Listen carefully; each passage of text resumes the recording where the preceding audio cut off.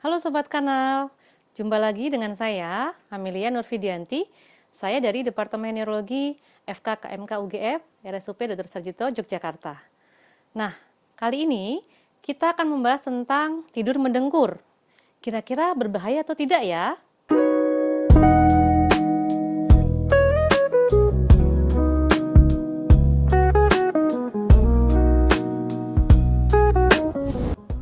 Mendengkur atau snoring itu adalah suara berisik yang tidak menyenangkan saat tidur.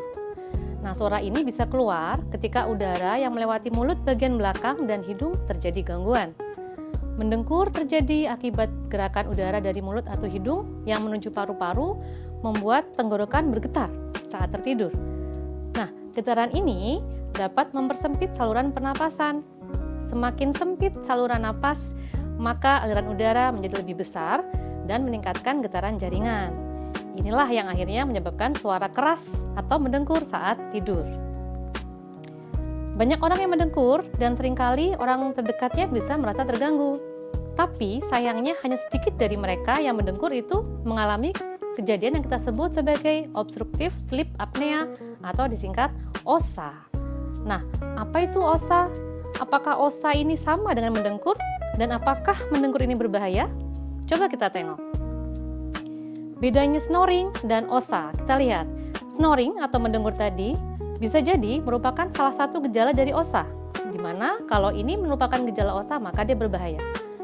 OSA itu sendiri, obstructive sleep apnea, adalah henti nafas saat tidur yang disebabkan karena adanya hambatan di saluran nafas.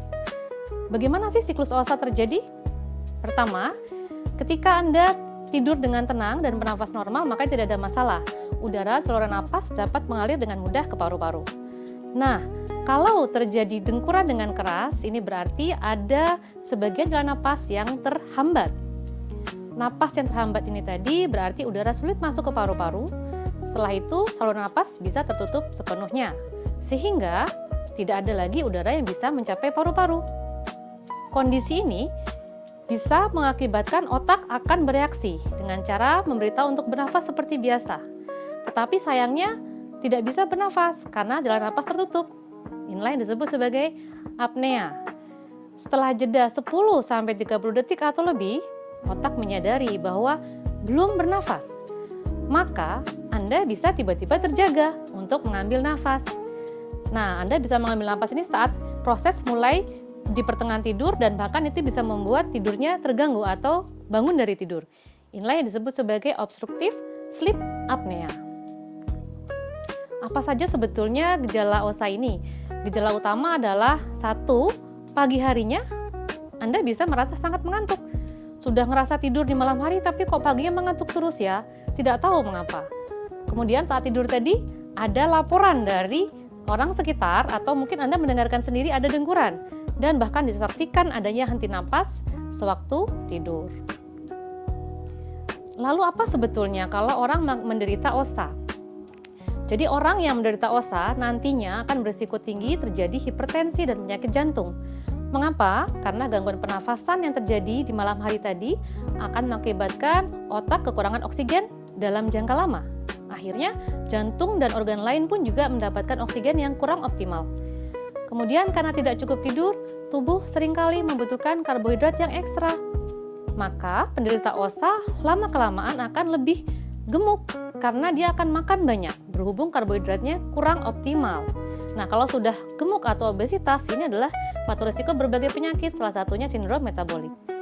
Yang berikutnya, OSA penderitanya akan merasa lebih mengantuk, mudah lelah dan sakit kepala, serta nanti ada gangguan dalam pekerjaan karena apa? Sulit berkonsentrasi dan mudah lupa. Nah, yang menjadi masalah adalah kalau penderita OSA ini harus menyetir atau harus mengendarai kendaraan atau mengoperasikan mesin, bisa terjadi suatu microslip yang ini bisa berbahaya. Bahkan bisa ada kematian mendadak karena henti jantung tiba-tiba. Nah, ini adalah beberapa akibat dari OSA yang perlu diwaspadai.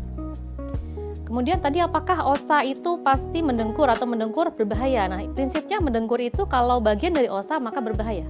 Tapi kalau hanya mendengkur saja maka itu tidak. Nah, kenapa orang bisa mendengkur? Ada yang bisa, ada yang tidak. Nah, apa kira-kira faktornya?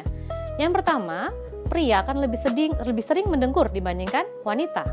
Yang kedua, tidur telentang akan mengakibatkan risiko mendengkur lebih tinggi dibandingkan tidur miring. Yang ketiga, orang yang obesitas akan lebih mudah mendengkur. Yang keempat, mereka dengan langit-langit mulut yang panjang atau yang memiliki amandel atau kelenjar gondok yang besar juga bisa mengakibatkan sumbatan di saluran napas sehingga terjadi mendengkur. Yang kelima, mereka yang minum alkohol itu akhirnya bisa mengakibatkan otot tenggorokannya lemas sehingga pada saat tertidur mudah bergetar, akhirnya mendengkur. Kemudian yang keenam, mereka yang mengalami masalah pada hidung, misalnya adanya hidung yang bengkok atau septumnya deviasi, atau ada sumbatan lain pada hidung, misal karena polip atau konka yang membesar, ini juga bisa terjadi mendengkur. Kemudian bisa juga ada usia yang bertambah. Semakin tua usianya, maka otot-otot pernafasan lebih sulit untuk melentur. Nah, sehingga akan lebih mudah bergetar. Kemudian kalau ada riwayat penggunaan obat penenang atau riwayat merokok yang kronis, nah ini juga sama akan mengakibatkan otot di tenggorokan mudah kendor sehingga terjadi mendengkur. Lalu bagaimana cara mengatasi mendengkur? Yang pertama, saat posisi telentang, usahakan diubah menjadi posisi miring. Yang kedua, tentunya kita usahakan menjaga berat badan agar ideal. Kalau tadi obes atau overweight, bisa dikurangi untuk menjadi ideal. Kemudian, kalau memang ada riwayat obat penenang, maka konsultasikan ke dokter apakah perlu dilanjutkan atau mungkin bisa diganti. Kemudian, jangan konsumsi makanan yang berlebihan sebelum tidur. Berhenti merokok dan kurangi alkohol. Kalau ada alergi atau hidung tadi mudah tersumbat, maka coba hindari pemicunya. Serta bisa juga diatasi dengan memakai bantal khusus untuk penahan tengkuk agar bisa mengurangi dengkurannya. Nah, prinsipnya tadi apakah mendengkur itu berbahaya? Sekali lagi, kalau mendengkurnya merupakan bagian dari osa, tentu ya itu berbahaya. Tapi kalau mendengkur saja tanpa ada gejala-gejala osa, maka perlu dievaluasi lebih lanjut apakah ini masih aman biasa atau sudah merupakan bagian dari osa. Sehingga kapan harus berobat ke dokter? Jika mendengkur dirasa sudah sangat mengganggu atau sudah ditemukan gejala apnea atau henti napas saat tidur, maka segera konsultasikan ke dokter saraf atau THT atau bisa pergi ke klinik gangguan tidur. Nanti akan dilakukan suatu pemeriksaan polisomnografi atau PSG atau kita sebut sebagai rekam tidur untuk dapat menegakkan diagnosis osa.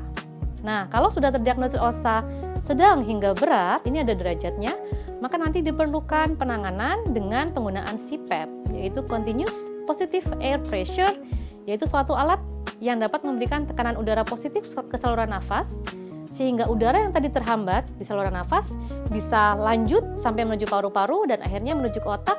Otak pun aman, sehingga saat tidur tidak terjadi gejala osa. Nah, demikian Sobat Kenal yang bisa saya sampaikan untuk kesempatan kali ini. Untuk lebih lanjutnya, kita mungkin bisa ketemu lagi di sesi berikutnya. Sampai jumpa!